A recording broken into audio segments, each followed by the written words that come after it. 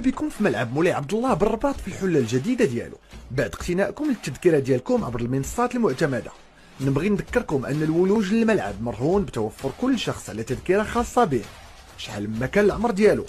بالنسبه للجماهير القادمه من الدار البيضاء عبر الطريق السيار، او الاشخاص القادمين من مدينه الرباط عبر شوارع الحسن الثاني او النخيل، وحتى الجماهير القادمه من مدينه تماره عبر الطريق الوطنيه ومن جميع مدن المملكه، غادي تلقاو رهن اشارتكم زوج مرائب لركن سياراتكم، واحد في شمال الملعب والثاني في الجنوب ديالو.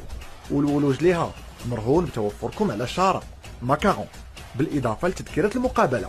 وهناك ايضا اماكن للركن في الحي الاداري الجديد. والوصول للملعب مشيا على الاقدام من حي الفتح غادي تلقاو ممر تحت ارضي يؤدي مباشره نحو شمال الملعب، ومن حي الرياض غادي تلقاو زوج ديال الجسور، واحد يؤدي مباشره نحو شرق الملعب